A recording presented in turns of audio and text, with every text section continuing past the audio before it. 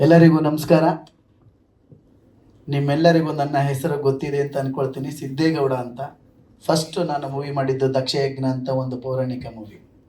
ಅದಾದ ನಂತರ ತರಲೆ ವಿಲೇಜು, ತೇರಿ, ಹೂವಿನ ಹಾರ ಅಂತ ಮಾಡಿದ್ವಿ. ಈಗ ಹೂವಿನ ಹಾರಕ್ಕೂ ಈಗ ಅತ್ಯುತ್ತಮ ಸಂಭಾಷಣೆ ಅಂದ್ಬಿಟ್ಟು ಒಂದು ರಾಜ್ಯ ಮಟ್ಟದ ಒಂದು ಪ್ರಶಸ್ತಿ ಸಹ ಸರ್ಕಾರದಿಂದ ಬಂದಿದೆ. ಇದು ಈಗ ಕುಂಟೆಬಿಲ್ಲೆ ಈ ಟೈಟ್ಲು ಎಲ್ಲರೂ ಮಕ್ಕಳ ಚಿತ್ರ ಇರ್ಬೋದು ಅನ್ನೋದು ಒಂದು ಕಲ್ಪನೆ ಮತ್ತು ಹಾಗೆ ಅಂದ್ಕೊಳ್ತಾರೆ.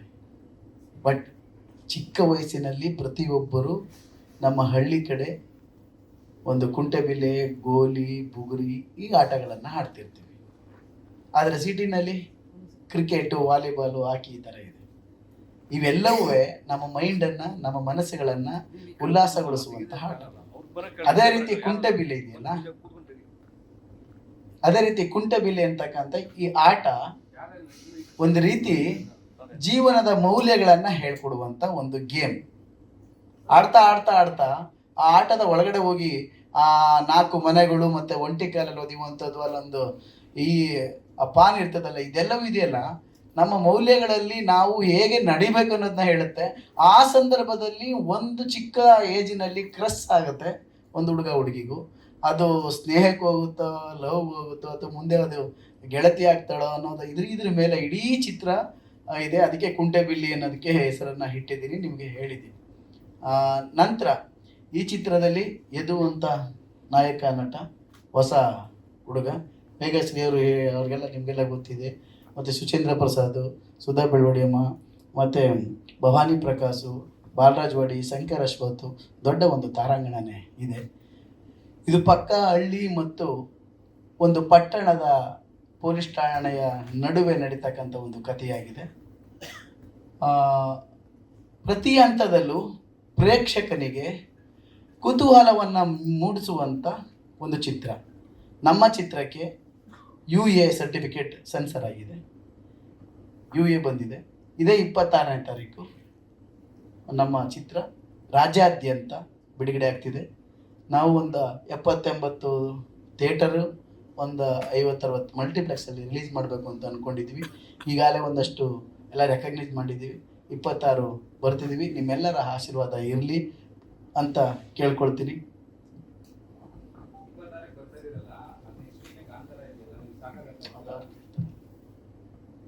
ಅದು ಕೇಳಿದಾಗ ಹೇಳೋಣ.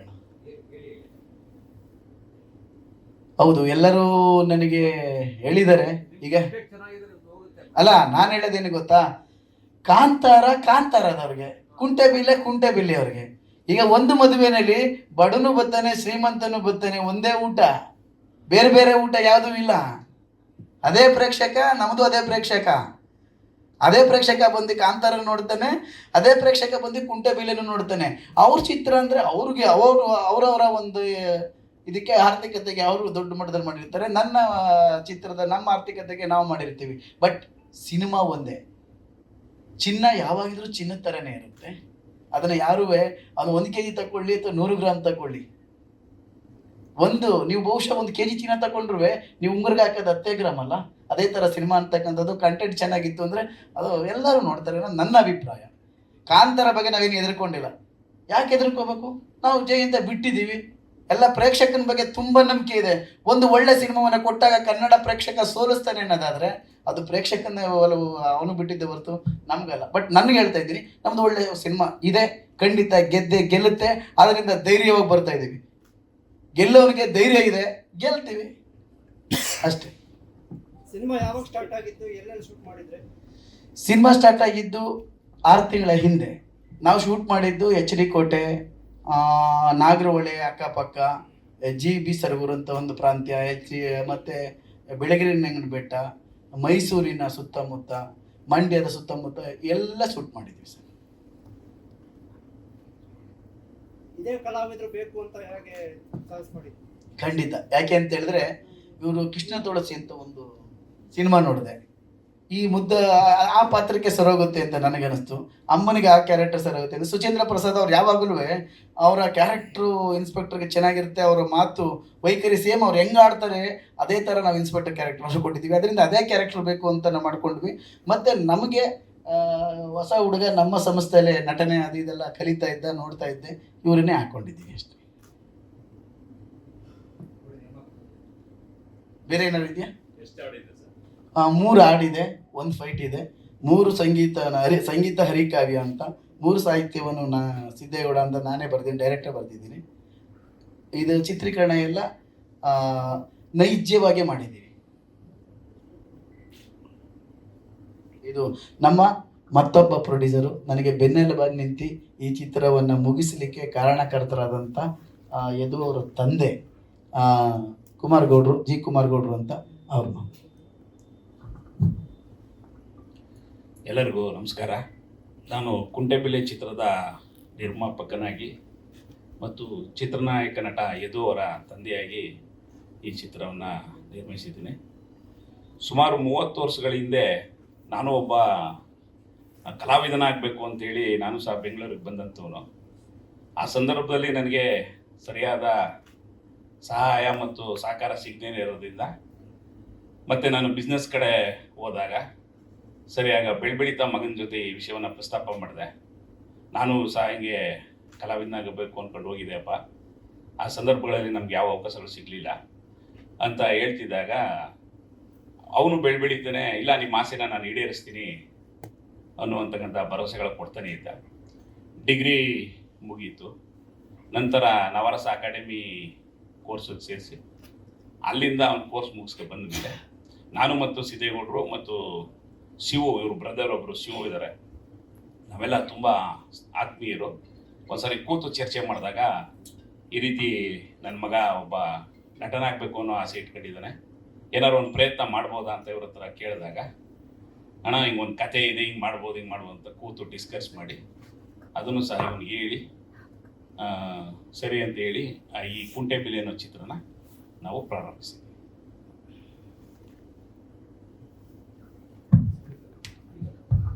ಹೀರೋ ಯದು ಅಂತ ಹೊಸ ಯುವಕ. ನನಗೆ ತುಂಬ ಖುಷಿಯಾಗಿದ್ದು ಅಂದರೆ, ನಾವು ಏನು ಹೇಳ್ತೀನಿ ಅದನ್ನ ನೀಟಾಗಿ ಶ್ರಮ ವಹಿಸಿ ಮಾಡ್ತಿದ್ದ. ಅದರಿಂದ ಅವನು ಕಂಡ್ರೆ ನನಗೆ ತುಂಬ ಖುಷಿ. ಎಲ್ರಿಗೂ ನಮಸ್ಕಾರ. ನನ್ನ ಹೆಸರು ಯದು. ಇದು ನನ್ನ ಮೊದಲನೇ ಸಿನಿಮಾ ಕುಂಟೆಬಿಲ್ಲೆ.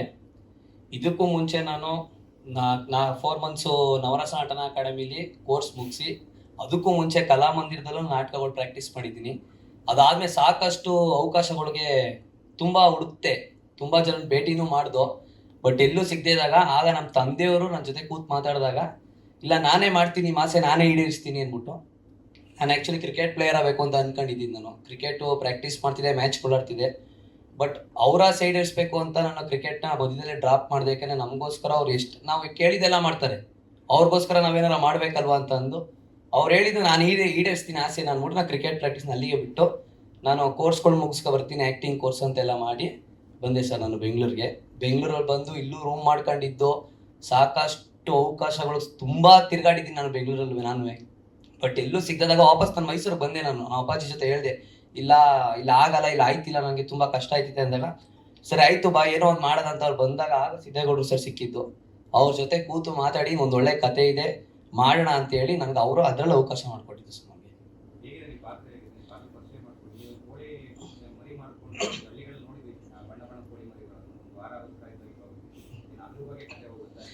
ಇಲ್ಲ ಸರ್, ಇದು ನಾನು ಆಕ್ಚುಲಿ ಒಂದು ಬಡ ಕುಟುಂಬದ ಹುಡುಗ ಸರ್. ನಾನು ಕೋಳಿ ಫಾರ್ಮಲ್ಲಿ ಕೆಲಸ ಮಾಡೋನು.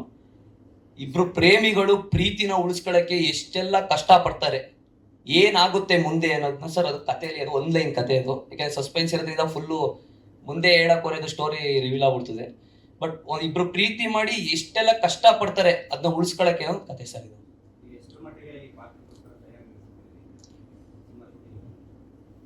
ಸಿನಿಮಾ ಶೂಟಿಂಗಿಂತ ಮುಂಚೆ ಸರ್ ಒಂದು ಸ್ವಲ್ಪ ದಿನ ಸಿದ್ದೇಗೌಡರು ಸರ್ ಹೇಳ್ಕೊಟ್ಟಿದ್ರು ನನಗೆ. ಸ್ಲ್ಯಾಂಗ್ ಎಲ್ಲ ಹೆಂಗಿದೆ ಅಂದರೆ ಮಾಮೂಲಿ ನಾವು ನಾರ್ಮಲ್ ಮಾತಾಡೋ ಥರನೇ ಇದ್ದಿದ್ದಲ್ಲಿ, ಒಂಚೂರು ಹಳ್ಳಿ ಇದ್ರ ಥರ ಇದ್ದಿದ್ದಲ್ವ, ಅದು ನಮಗೆ ಅಷ್ಟೇನು ಕಷ್ಟ ಆಗಲಿಲ್ಲ ಅದು. ಬಟ್ ಅವ್ರು ಹೇಳ್ಕೊಡ್ತಿದ್ರು ಪ್ರತಿಯೊಂದು ಸಿದ್ದೇಗೌಡರು ಸರ್ ಹೆಂಗೆ ಮಾಡಬೇಕು, ಯಾವ ಥರ ಮಾಡಬೇಕು ಅದನ್ನೆಲ್ಲ ಅವ್ರು ಹೇಳ್ಕೊಡ್ತಿದ್ರು ಸರ್. ಅವ್ರು ಹೇಳ್ಕೊಟ್ಟಾಗ ನಾನು ಇಲ್ಲಿ ಇದು ಮಾಡಿ ಕಷ್ಟ ಅನ್ಸಿದ್ದು ಸರ್. ಓಪನ್ ಆಗಿ ಹೇಳಬೇಕು ಅಂದರೆ ಫಸ್ಟ್ ಟೈಮ್ ಮಾಡಿದ್ರಿಂದ ಆ ಲವ್ ಸಾಂಗು ಅದೊಂದು ನಿಜ ಸೀರಿಯಸ್, ಅದೊಂದು ಕಷ್ಟ ಅನ್ಸಿದ್ದು. ಅದು ಬಿಟ್ರೆ ಇನ್ಯಾವುದೇನು ಅಷ್ಟು ಇದಾಗಲಿಲ್ಲ ಸರ್. ಇರ್ತಿದ್ರು ಸರ್. ಬೆಚ್ತಿದ್ದ. ನಾನೇ ಡೈರೆಕ್ಟರ್ಗೆ ಹೇಳ್ಬಿಟ್ಟು ನೋಡಪ್ಪ ನಾನು ಇರೋದಕ್ಕೆ ಬೆಚ್ತವನೆ, ನಾನು ಕಡೆ ಸಾಂಗ್ ತೆಗಿಬೇಕಾದ್ರೆ ನೋಡಿದೆ 2-3 ಸರಿ ಮಾನಿಟ್ರಲ್ಲಿ ನೋಡಿದೆ, ಯಾಕೋ ಒಂದ್ಸರಿ ಬೆಚ್ಚದಂಗೆ ಕಂಡ. ಈ ತಂದೆ ಮುಂದೆ ಮಕ್ಕಳು ಇದಾಗತ್ತೆ ಅಂತೇಳಿ ನಾನೇ ಡೈರೆಕ್ಟರ್ನ ಕರೆದು ಮಾನಿಟ್ರ್ ನೋಡಿ, ನೋಡಿ ಇದು ಯಾಕೋ ಸರ್ಬತ್ತಾ ಇಲ್ಲ, ನಾನು ಸ್ವಲ್ಪ ದೂರ 1-1.5 ಕಿಲೋಮೀಟರ್ ವಾಕ್ ಹೋಗ್ತೀನಿ, ನೀವೆಲ್ಲ ಮುಗಿಸಿದ್ಮೇಲೆ ನನಗೆ ಫೋನ್ ಹಾಕಿ ನಾನು ಬರ್ತೀನಿ ಅಂತ ಹೇಳ್ಬಿಟ್ಟು ಮೇಲೆ ಸಿದ್ದೇಗೌಡರು ಅಣ್ಣ ಆಯ್ತು ಬನ್ನಿ. ಮಂಜುನೂ ಸಾಯಿದ್ರು ಆಗ. ಮಂಜುನು ಏನೋ ನಿಮ್ಮ ತಂದೆನೇ ಹೇಳ್ತಾವ್ರಲ್ಲ ಅಂದ್ರು ಹಂಗೂ ಮುಜುಗರ ಮಾಡ್ತಿದ್ದ. ನಾನೇ ಹೇಳ್ತಾ ಇದ್ದೆ ಹಿಂಗಲ್ಲ ಹಿಂಗೆ ಅಂತಿದ್ದೆ, ಬಟ್ ಮಂಜು ಅಂತಿದ್ರು ನಿಮ್ಮ ತಂದೆನೇ ಸಪೋರ್ಟ್ ಮಾಡ್ತಾರಲ್ಲ ಅಂದಾಗ ಆಗ ಸರಿ ಬೇಡ ಇಲ್ಲ ಬಿಡು ನಾನು ಹೋಗ್ತೀನಿ ಬಿಟ್ಟು ವಾಕ್ ಹೋಗಿ ಮುಗಿದ ನಂತರ ಆಮೇಲೆ ಮಂಜು ಅಣ್ಣ ಬನ್ನಿ ಆಯ್ತು ಸರ್ ಬನ್ನಿ ಸರ್ ಅಂದಮೇಲೆ ನಾನು ಬಂದು ಅದ್ರಲ್ಲಿ ಬೆಚ್ಚಿದ್ದಾನೆ. ಮೊದಲನೇ ಸಲ ಅಲ್ವಾ ಸರ್ ಅದು, ತಂದೆ ಇರ್ತಾರೆ ಮುಂದೆ, ಬಟ್ ಅದಕ್ಕೋಸ್ಕರ ಒಂಚೂರು ನರ್ವಸ್ ಆಗ್ತಿದೆ ಅಷ್ಟೇ. ಅದ್ರಲ್ಲಿ ಒಂದ್ರಲ್ಲಿ ಅದು ಬಿಟ್ಟರೆ ಬೇರೆ ಯಾವ್ದ್ರಲ್ಲೂ ನರ್ವಸ್ ಏನಾಗಿಲ್ಲ ಸರ್. ಇದೇ 26 ಸರ್ ರಿಲೀಸ್ ಆಗ್ತಿರೋದು. ದಯವಿಟ್ಟು ಎಲ್ಲ ಥಿಯೇಟ್ರಿಗೆ ಬಂದು ಸಿನಿಮಾ ನೋಡಿ ಸಪೋರ್ಟ್ ಮಾಡಬೇಕು ಅಂತ ಕೇಳ್ಕೊತೀನಿ ಸರ್. ರಿಯಲ್ ಲೈಫಲ್ಲಿ ಎಲ್ಲೂ ಲವ್ ಮಾಡಿಲ್ವಾ? ಇಲ್ಲ ಸರ್, ಮಾಡಿಲ್ಲ. ಇಲ್ಲ ಸರ್, ಏನಕ್ಕೆ ಸಾಧನೆ ಮಾಡಬೇಕು ಅಂತ ಒಂದಿದೀವಿ ಅಲ್ವಾ. ಹಿಂಗೆ 18 ವರ್ಷ ಆದ್ಮೇಲೆ ಮಗನ ಸ್ನೇಹಿತನ ನೋಡು ಅಂತ ಹೇಳಿದಾರಲ್ಲ, ಚರ್ಚೆ ಮಾಡ್ತೀವಿ, 10ರಿಂದ 12 ಗಂಟೆ ಕೂತು ಚರ್ಚೆ ಮಾಡ್ತೀವಿ. ಕೌರವ್ ವೆಂಕಟೇಶ್ ಅವರು ಈ ಒಂದು ಸಾಹಸ ಮಾಡಿದ್ದಾರೆ ಸರ್ ಟೆಕ್ನಿಕಲ್ ಆಗಿ. ಇನ್ನೊಂದು ಸೂನಿಯಕ ಅಂತ ಒಂದು ಅಬ್ದುಲ್ ಕರೀಮ್ ಅಂದ್ಬಿಟ್ಟು ಅವರು DA ಮತ್ತು ಎಡಿಟಿಂಗ್ ಇದು ಸ್ಟುಡಿಯೋದಲ್ಲಿ ಇದು ಮಾಡಿದ್ದಾರೆ. ಈ ಸೆಟ್ ಹಾಕಿರೋದು ಖಾನ್ ಅಂತ, ಅವರು ಶಂಕರ್ನಾಗ್ ಅವರ ಶಿಷ್ಯ. ಅವರು ಇಡೀ ಸಿನಿಮಾದ ಒಂದು ಪೊಲಿಟೇಷನ್ ಆಗಿರ್ಬೋದು, ಒಂದು ಕೋಲ್ಡ್ ಆಗಿರ್ಬೋದು, ಇಟ್ಟಿಗೆ ಫ್ಯಾಕ್ಟ್ರಿ ಇವೆಲ್ಲವನ್ನು ಹೇಗಿರಬೇಕು ಏನು ಅಂತ ಹುಡುಕಿ, ಲೊಕೇಶನ್ ಹುಡುಕಿ ಅಲ್ಲಿಗೊಂದು ಸೆಟ್ ಒಂದು ಆ ಒಂದು ಪಿಕ್ಚರ್ಗೆ ಒಂದು ಕಮರ್ಷಿಯಲ್ ಆಗಿ ಅದನ್ನು ಮಾರ್ಪಡಿಸಿ ಕೊಟ್ಟಿದ್ದಾರೆ. ಇಲ್ಲ, ಎರಡೂ ಇರ್ತದೆ. ಕುಂಟೆಬಿಲ್ಲೆ ಮೆಮೊರೀಸ್ ಹಳ್ಳಿಲಿರ್ತದೆ, ಅದು ನಡೆಯೋ ಘಟನೆಗಳೆಲ್ಲ ಸಿಟಿಲಿರ್ತವೆ. ಫ್ಲಾಶ್ ಬ್ಯಾಕ್ ಇದೆ. ಬಟ್ ಒಂದಂತೂ ಹೇಳಬಲ್ಲೆ, ಒಂದು ಹೊಸತನ ಇದೆ ಇಡೀ ಚಿತ್ರಕಥೆ ಇದೆಯಲ್ಲ. I think first time in Kannada industry ಅಂತ ಅಂದ್ಕೊಳ್ತೀನಿ ನನ್ನ ಪ್ರಕಾರ. ಆ ಚಿತ್ರಕಥೆನೇ ಫಸ್ಟ್ ಟೈಮ್ ಆಗಿದೆ. ಹೀರೋಯಿನ್ ಕ್ಯಾಮ್ರಾಮನ ಇಲ್ಲಿ ಬಂದಿರೋರ ಎಲ್ಲರಿಗೂ ನಮಸ್ಕಾರ. ಎಲ್ಲರಿಗಿಂತ ಮುಂಚೆ ಸಿನಿಮಾ ನೋಡಿರೋದು ನಾನು. ತುಂಬ ಅದ್ಭುತವಾಗಿ ಮೂಡಿ ಬಂದಿದೆ ಸಿನಿಮಾ. 26ನೇ ತಾರೀಕು ರಿಲೀಸ್ ಆಗ್ತಾ ಇದೆ. ಪ್ರತಿಯೊಬ್ಬರೂ ನಮ್ಮ ಕನ್ನಡಿಗರು ಎಲ್ಲರೂ ಬಂದು ಸಿನಿಮಾನ ಥಿಯೇಟ್ರಲ್ಲಿ ನೋಡಬೇಕು. ಮತ್ತು ನಮ್ಮ ಪ್ರೊಡ್ಯೂಸರ್ ಆಗಿರೋ ದುಡ್ಡು ಬರೋ ಥರ ಸಿನಿಮಾ ಓಡಬೇಕು. ಫಸ್ಟು ಪ್ರೊಡ್ಯೂಸರ್ ಗೆಲ್ಲಬೇಕು, ಆಮೇಲೆ ನಾವು ಗೆಲ್ತೀವಿ ಅಂತ ಕೇಳ್ಕೊಳ್ತಾ ನಮಸ್ಕಾರ. ಮತ್ತು ಸುಧಮ್ಮ ಇದ್ದಾರಲ್ಲ, ಅವ್ರಿಗೂ ನಮಗೂ ಒಂದು 30 ವರ್ಷದ ಪರಿಚಯ. ನಾನು ಅರ್ಧ ಸತ್ಯ ಅಂತ ಒಂದು ಸೀರಿಯಲ್ ಮಾಡ್ತಾ ಇದ್ದೆ. ಆ ಸೀರಿಯಲಲ್ಲಿ ಅವರು ಹೊಸದಾಗಿ ಬಂದರು, ನಾನು ಹೊಸದಾಗಿ ಅಸಿಸ್ಟೆಂಟ್ ಡೈರೆಕ್ಟರಾಗಿ ಹೋಗಿದ್ದೆ. ಈ ಸಂದರ್ಭದಲ್ಲಿ ಅವ್ರನ್ನೇ ಹಾಕೋಬೇಕು ಅಂತ ಅವರು ಯಾವುದಾದ್ರು ಬೇರೆ ಬ್ಯುಸಿ ಇದ್ದರೂ ಸಹ ಆ ಬಿಡುವಿನಲ್ಲಿ ಬಂದು ಆ್ಯಕ್ಟ್ ಮಾಡಿದ್ದಾರೆ.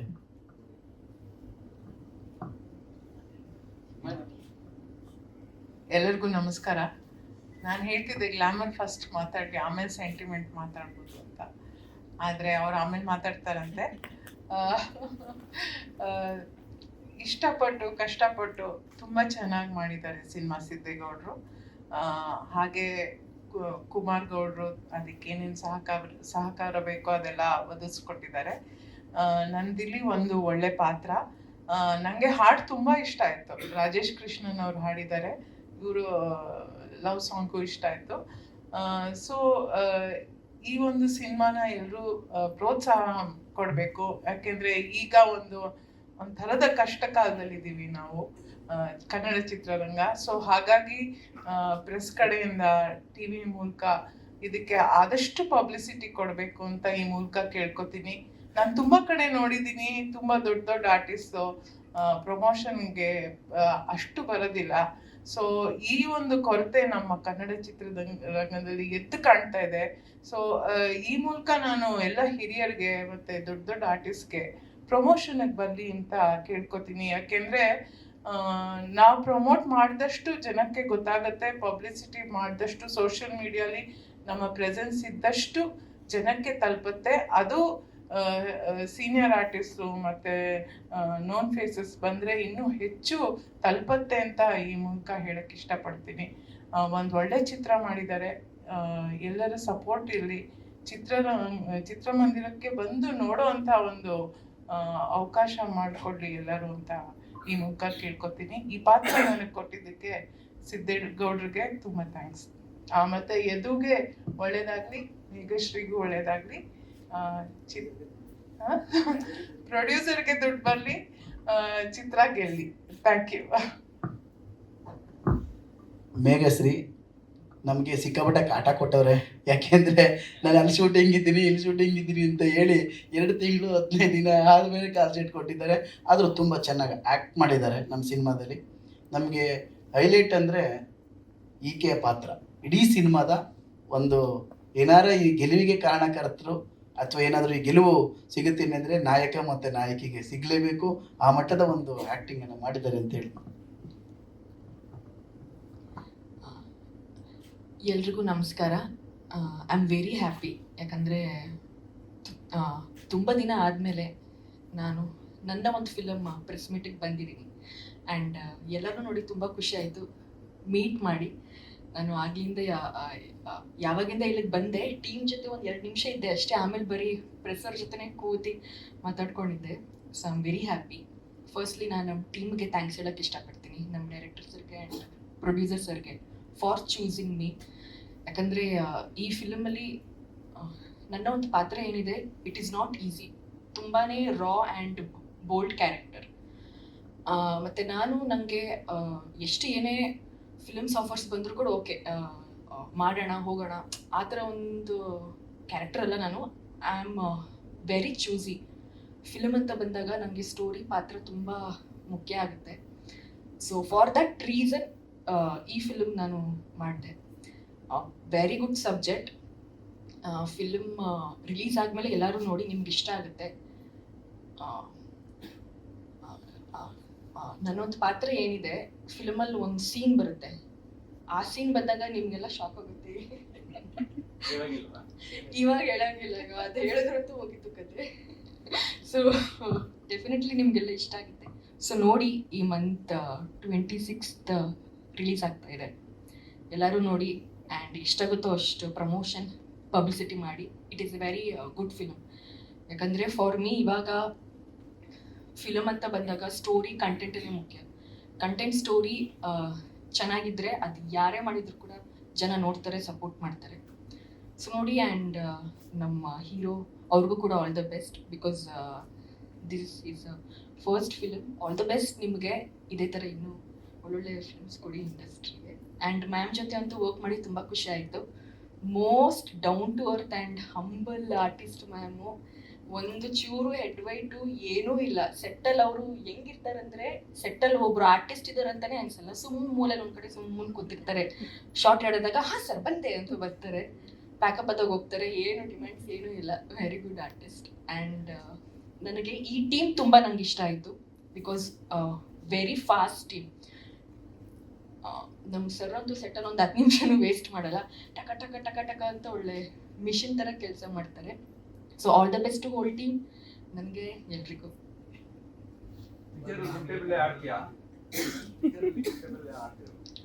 ಕುಂಟಬೆಲ್ಲೆ ಆಡ್ತೀನಿ, ವಾಲಿಬಾಲ್ ನೀವು ಇಮ್ಯಾಜಿನ್ನೂ ಮಾಡಲ್ಲ ಆ ಥರ ಎಲ್ಲ ಆಟಗಳು ಆಡಿದ್ದೀನಿ ಫಿಲಮಲ್ಲಿ. ಚೆನ್ನಾಗಿದೆ. ಎಲ್ಲ ಆಟ ಆಡಿದ್ದೀನಿ ಫಿಲಮಲ್ಲಿ.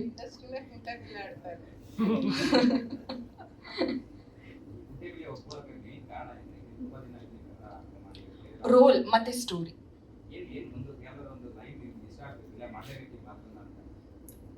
ಓಕೆ, ನಾನು ಹೆಂಗೆ ಹೇಳಿ, ನಾನು ಐ ಥಿಂಕ್ ಹೋಲ್ ಈ ಒಂದು ಸಬ್ಜೆಕ್ಟ್ ಏನಿದೆ, ಇಟ್ಸ್ ಆಲ್ ಆನ್ ಮೀ. ಇಡೀ ಒಂದು ಕಥೆನೇ ನನ್ನ ಮೇಲೆ ನಡೆಯುತ್ತೆ. ಸೊ ಆದ್ದರಿಂದ ನನ್ನ ಪಾತ್ರ ಇಷ್ಟ ಆಯಿತು. ಮತ್ತು ಸ್ಕೋಪ್ ಇದೆ. ಸುಮ್ಮನೆ ಹೀರೋ ಜೊತೆ 1-2 ಸೀನು, ಸಾಂಗ್ ಆ ಥರ ಇಲ್ಲ. ನೀವು ಟೀಸರಲ್ಲಿ, ಟ್ರೇಲರಲ್ಲಿ ಏನು ನೋಡಿದ್ದೀರಾ ಅದಕ್ಕಿಂತ ಜಾಸ್ತಿ ಮೈ ರೋಲ್. ಮತ್ತು ಫಿಲಮ್ ನಾನು ಸೈನ್ ಮಾಡೋಕ್ಕಿಂತ ಮುಂಚೆನೇ ಸರ್ ನಂಗೆ ಹೇಳಿದರು, ಮೇಡಮ್ ಸೀನ್ಸ್ ಹಿಂಗಿರುತ್ತೆ, ಪಾತ್ರ ಹಿಂಗಿರುತ್ತೆ, ತುಂಬಾ ಬೋಲ್ಡ್ ಆ್ಯಂಡ್ ನೀವು ನಿಮ್ಮ 100% ಕೊಡಬೇಕು. And physically I have to be very strong ಅಂತ. ಸೊ ನಾನೆಲ್ಲ ಓಕೆ ಅಂತಲೇ ನಾನು ಹೇಳಿದೆ. ಜಸ್ಟ್ ನಾವು ಬರೀ ಒಂದು ಕಾಲಲ್ಲೇ ಫಿಲಮ್ನ ನಾವು ಓಕೆ ಮಾಡಿಬಿಟ್ವಿ ನಾವು. ಸರ್ ಕಾಲ್ ಮಾಡಿ ಮೇಡಮ್ ಪಾತ್ರ ಹಿಂಗಿದೆ ಅಂದರು. ನಾನು ಓಕೆ ಸರ್ ಡನ್ ಮಾಡೋಣ ಅಂತ ಹೇಳಿದೆ ಅಷ್ಟೇ. ಆ್ಯಂಡ್ ಡೇಟ್ಗೆ ನಾನೇನು ಪ್ರಾಬ್ಲಮ್ ಮಾಡಿಲ್ಲ, ಸುಳ್ಳು ಹೇಳ್ತಿದ್ದಾರೆ.